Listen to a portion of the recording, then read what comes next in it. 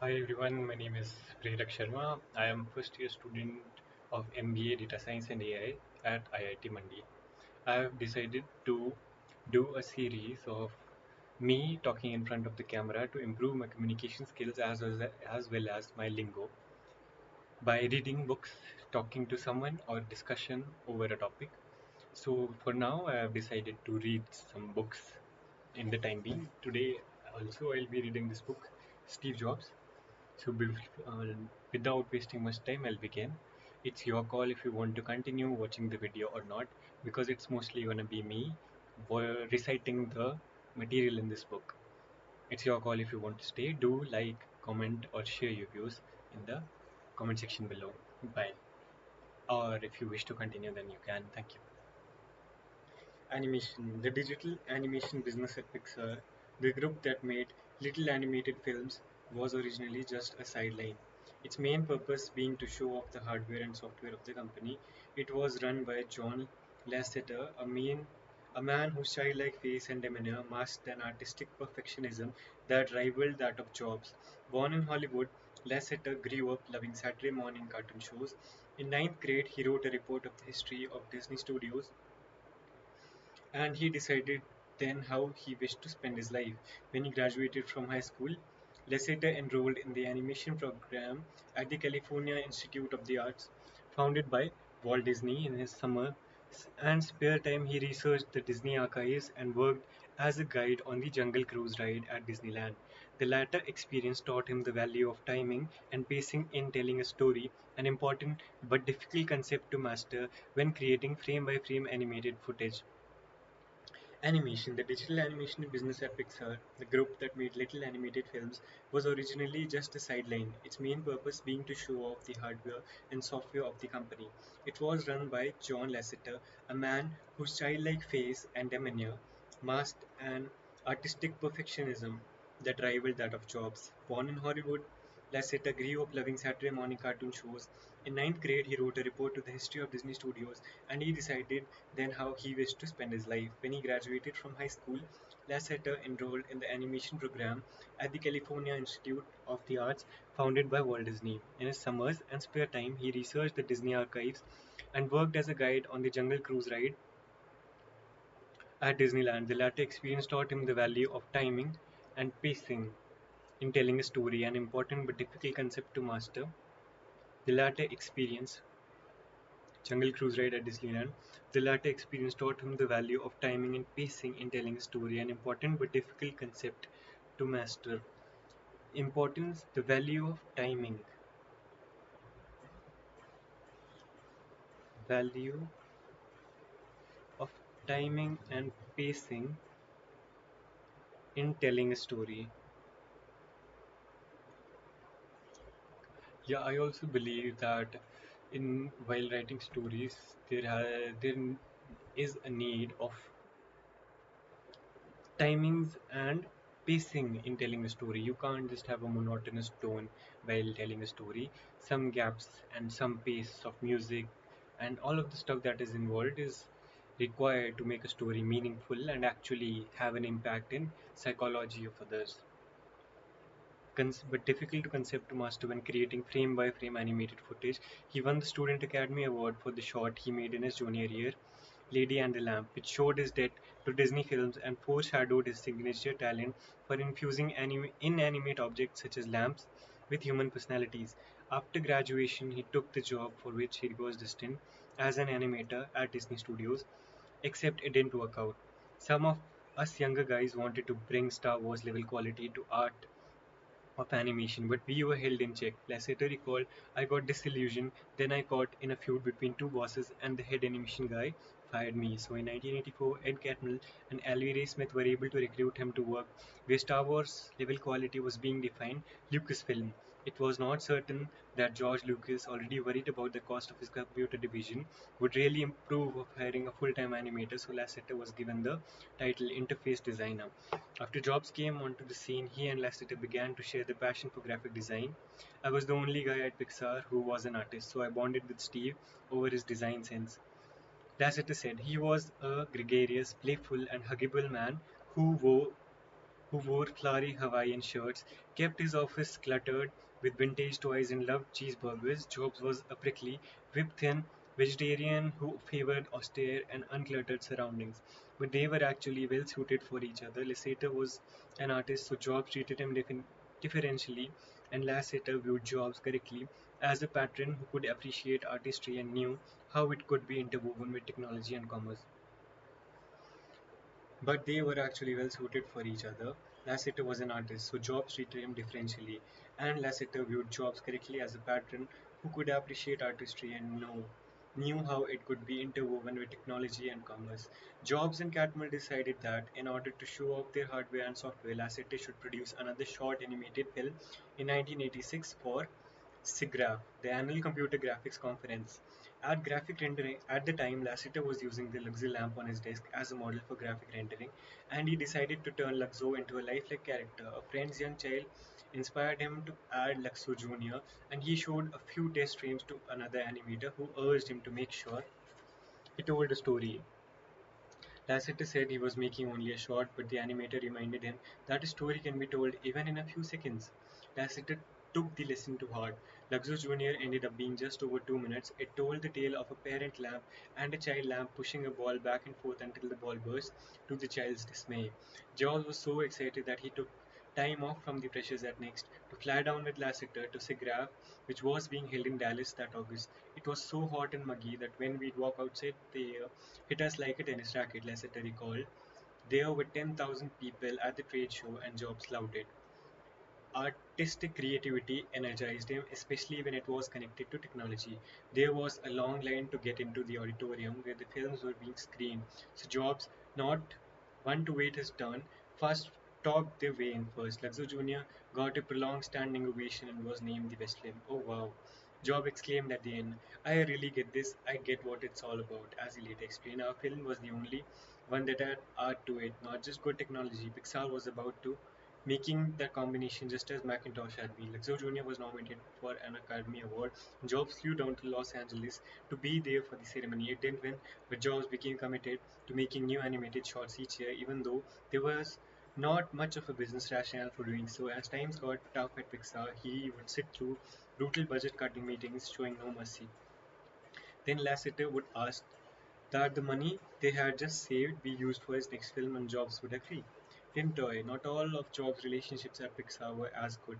His worst clash came with Catmull's co-founder, Alvy Ray Smith. From a Baptist background in rural North Texas, Smith became a free-spirited hippie computer imaging engineer with a big bill, big laugh, and a big personality, and occasionally an ego to match. Alvy just glows with a high color, friendly laugh, and a whole bunch of groupies at conferences, said Pam Kerwin. A personality like Alvy's was likely to ruffle Steve. They were both visionaries and high energy and high ego. Alvy's not as willing to make peace and overlook things as it was.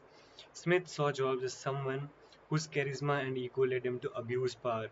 He was like a tele-evangelist, Smith said. He wanted to control people, but I would not be a slave to him, which is why we clashed. Ed was much more able to go with the flow. Jobs would sometimes assert his dominance at a meeting by saying something outrageous or untrue. Smith took great enjoy in calling him on it, and he would do so with large laugh and a smirk. That did not endear him to Jobs. One day at a board meeting, Jobs started berating Smith and other top Pixar executives for the delay in getting the circuit boards completed for the new version of the Pixar image computer. At the time, Next was also very late in completing its own computer board, and Smith pointed that out. Hey, you're even later with your next board, so quit jumping on us. Jobs went ballistic, or in Smith's phrase, totally non-linear. When Smith was feeling attacked or confrontational, he tended to lapse into his southwestern accent. Jobs started parodying it in his sarcastic style. It was a bully tactic, and I exploded with everything I had, Smith recalled. Before I knew it, we were in each other's faces, about 3 inches apart, screaming at each other. Jaws was very possessive about control of the whiteboard during a meeting, so the burly Smith pushed past him and started writing on it. You can't do that, Jobs shouted. What? Responded Smith. I can't write on your whiteboard? Bullshit. At that point, Jobs stormed out. Smith eventually resigned to form a new company to make software for digital drawing and image editing. Jobs refused him permission to use some code he had created while at Pixar, which further inflamed their enmity. Alvy eventually got what he needed, said Catmull, but he was very stressed for a year and developed a lung infection. In the end, it worked out well enough. Microsoft eventually bought Smith's company, giving him the distinction of being founder of one company that was sold to Jobs and another that was sold to Gates. Honorary, in the best of times, Jobs became particularly so when it became clear that all three Pixar endeavors, hardware, software, and animated content, were losing money. I'd get these plans, and in the end, I kept having to put in more money. He recalled he would rail, but then write a check. Having been ousted at Apple and flailing at Next, he couldn't afford a third strike. To stem the losses, he ordered a round of deep layoffs, which he executed with his typical empathy, efficiency. As Pam Kerwin put it, he had neither the emotional nor financial runway to be decent to people he was letting go. Jobs insisted that the firings to be done immediately. With no severance pay, Kerwin took Jobs on a walk around the parking lot and begged that the employees be given at least 2 weeks' notice. Okay, he shot back, but the notice is retroactive from 2 weeks ago. Catmull was in Moscow, and Kerwin put in frantic calls to him. When he returned, he was able to institute Meagher's severance plan and calm things down just a bit. At one point, the members of the Pixar animation team were trying to convince Intel to let them make some of its commercial. At one point, the members of Pixar Animation were trying to convince Intel to let them make some of the commercial, and Jobs became impatient during a meeting in the midst of berating an Intel marketing director. He picked up the phone and called CEO Andy Grove directly. Grove, still paying mentor, tried to teach Jobs a lesson. He supported his Intel manager. I stuck by my employee. Steve doesn't like to be treated like a supplier. Grove also played mentor when Jobs proposed that Pixar give Intel suggestions on how to improve the capacity of its processor to render 3D graphics. When the engineers at Intel accepted the offer, Jobs sent an email back saying Pixar would need to be paid for its advice. Intel's chief engineer replied, "We have not entered into any financial arrangement in exchange for good ideas for our microprocessors in the past and have no intention for the future." Jobs forwarded the answer to Grove, saying that he found the engineer's response to be extremely arrogant given Intel's dismal showing in understanding computer graphics. Grove sent Jobs a blistering reply saying that sharing idea is what friendly companies and friends do for each other. Grove added that he had often freely shared ideas with Jobs in the past and that Jobs should not be so mercenary. Jobs relented as many faults, but one of them is not ingratitude. He responded, "Therefore, I have changed my position 180 degrees. We will freely help." Thanks for the clearer perspective, Pixar was able to create some powerful software product aimed at average consumer, or at least those average consumer who share Jobs' passion for designing things. Jobs still hoped that the ability to make super realistic 3D images at home would become part of the desktop publishing craze. Pixar's Showplace, for example, allowed users to change the shadings on the 3D objects they created so that they could display them from various angles with appropriate. Pixar Showplace, for example, allowed users to change the shadings on 3D objects they created so that they could display them from various angles with appropriate shadows. Jobs thought it was incredibly compelling, but most consumers were content to live without it. It was a case where his passions misled him. The software had so many amazing features that it lacked the simplicity Jobs usually demanded. Pixar couldn't compete with Adobe, which was making software that was less sophisticated but far less complicated and expensive. Even at Pixar's hardware and software product lines foundered, Jobs kept protecting the animation group. It had become for him a little island of magical artistry that gave him deep emotional pleasure, and he was willing to nurture it and bet on it. In the spring of 1988, cash was running so short that he convened a meeting to decree deep spending cuts across the board. When it was over, Lasseter and his animation group were almost too afraid to ask Jobs about authorizing some extra money for another shot. Finally, they broached the topic, and Jobs said, looking skeptical, it would require close to 300,000 more out of his pocket. After a few minutes, he asked if there were any storyboards. Catmull took him down to the animation office, and once Lasseter started the show, displaying his boards, doing the voices, showing his passion for his product, Jobs started to warm up. The story was about Lasseter's love classic toys. It was told from the perspective of a toy one-man band named Tinny, who meets a baby that charms and terrorizes him. Escaping under the couch, Tinny finds other frightened toys, but when the baby hits head and cries, Tinny goes back out to cheer it up. Job said he would provide the money and believed in what John was doing. He later said it was art. He cared and I cared. I always said yes. His only comment at the end of Lasseter's presentation was, "All I ask you, John, is to make it great." Tintoy went on to win the 1988 Academy Award for Animated Short Films, the first computer-generated film to do so. To celebrate, Jobs took Lasseter and his team to Green's, a vegetarian restaurant in San Francisco. Lasseter grabbed the Oscar, which was in the center of the table, held it aloft, and toasted Jobs by saying, "All you asked is that we make a great movie." The new team at Disney, Michael Eisner, the CEO, and Jeffrey Katzenberg in the film division, began a quest to get Lasseter to come back. They liked Tin Toy and they thought that something more could be done with animated stories of toys that come alive and have human emotions. But Lasseter, grateful to Jobs' faith in him, felt that Pixar was the only place where he could create a new world of computer generated animation. He told Catmull, "I can go to Disney and be a director, or I can stay here and make history." So Disney began talking about making a production idea with Pixar. Lasseter's shots were really breathtaking, both in storytelling and in the use of technology, recalled Katzenberg. "I tried so hard to get him to Disney, but he was loyal to Steven Pixar, so if you can't beat them, join them." We decided to look for ways we could join up with Pixar and have them make a film about toys for us. By this point, Jobs had poured close to $50 million of his own money into Pixar, more than half of what he had pocketed when he had cashed out of Apple.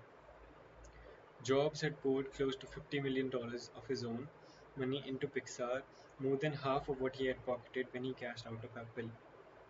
By this point, Jobs had poured close to $50 million into Pixar, and he was still losing money at Next. He was hard-nosed about it.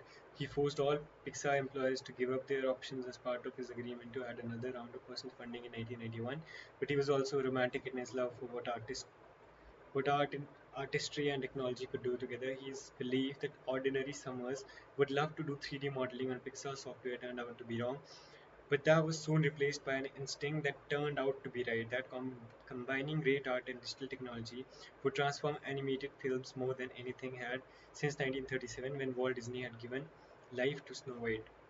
Pixar software turned out to be wrong, but that was soon replaced by an instinct that turned out to be right, that combining great art and digital technology would transform animated films more than anything since 1937 when Walt Disney had given life to Snow White.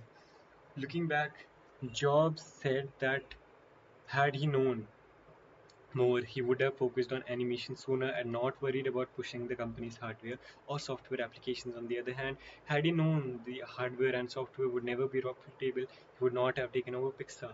Life kind of snookered me into doing that, and perhaps it was for the better. A regular guy, love is just a four-letter word.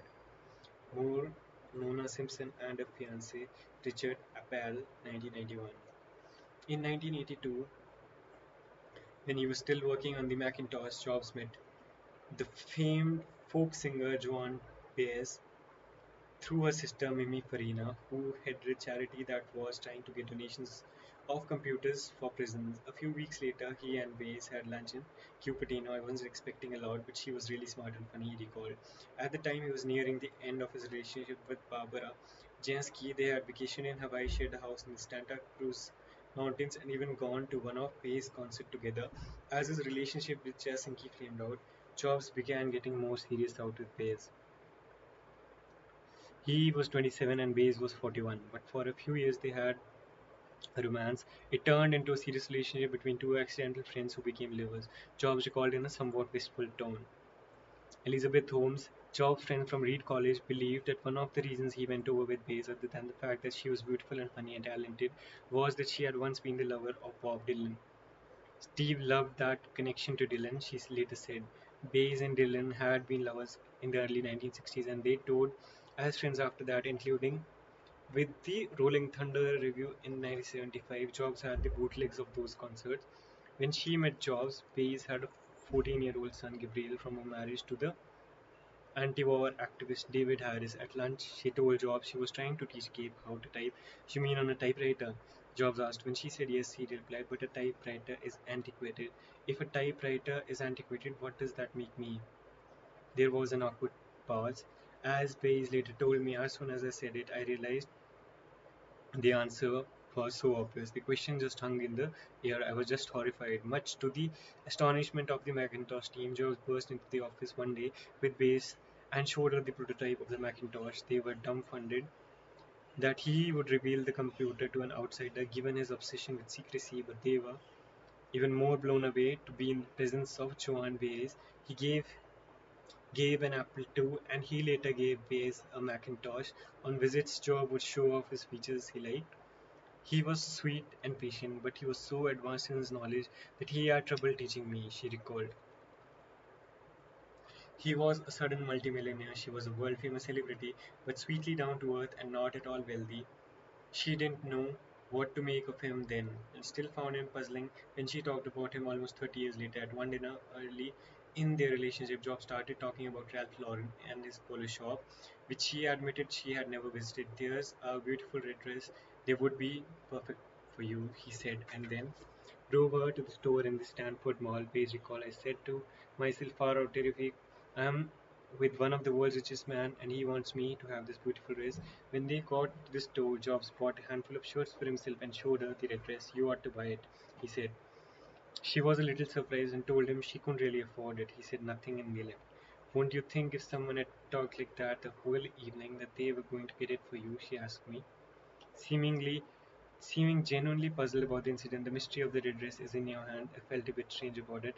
He would give her computers but not a dress. And when he brought her flowers, he made sure to say they were left over from an event in the office. He was both romantic and afraid to be romantic, she said. When he was working on the next computer, he went to Bay's house in Woodside to show her how well it could produce music. He had it play a Brahms quartet, and he told me eventually computers would sound better than humans playing it, even get the innuendo and cadences better. Bass recalled she was revolted by the idea. He was working himself into a fervor of delight while I was shrinking into rage and thinking, how could you defile music like that?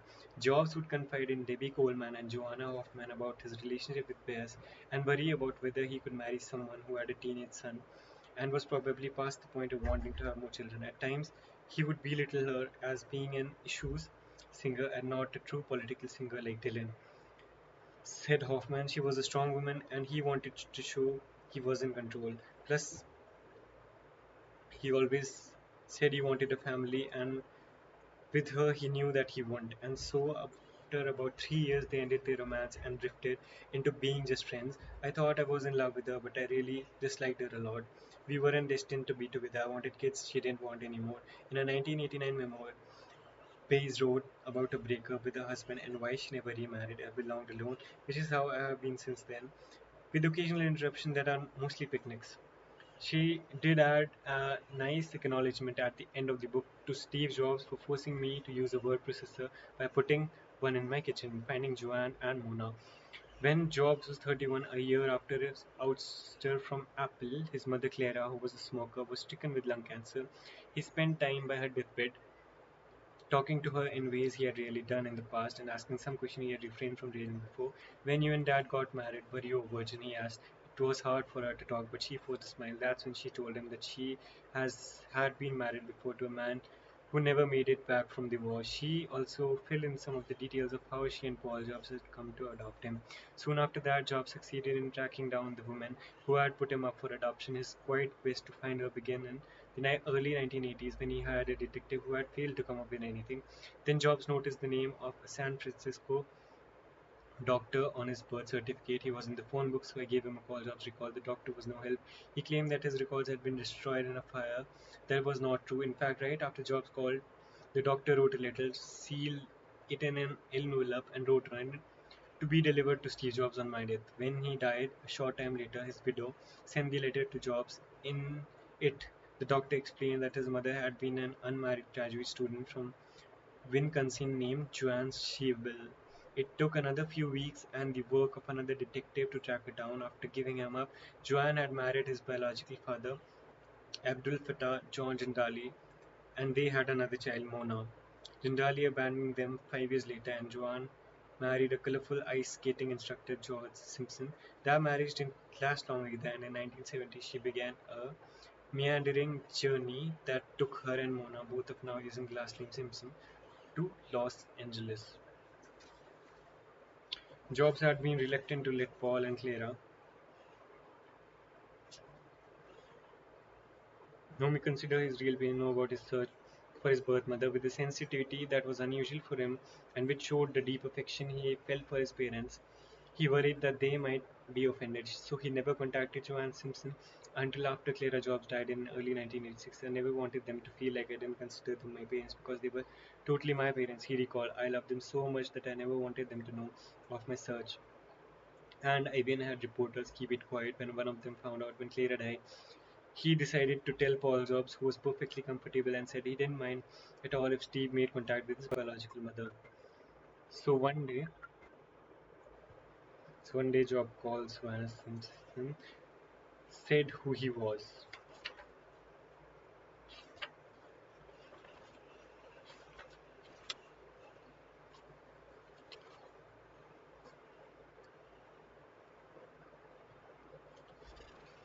So I'm done with the book. Today I reached, I believe, 255. So I'll continue it tomorrow. We'll continue this for 2 years. That is my target because only over a period of time, which is considerable enough, I can check my improvement skills. I am feeling some changes in my vocabulary while talking to my friend whom I have to speak only in English with, and also in class I was a little more patient and was able to articulate and present my thoughts better. So I believe this challenge is going to help me. Let's see where it goes. You all are here to witness it. Thank you so much for watching. Like, comment below anything that you feel to share or anything that you want from me. You also have my connections of my Twitter and LinkedIn. You can connect over there. So let's meet till then. Bye. Thank you so much. Signing off. Prerak Sharma.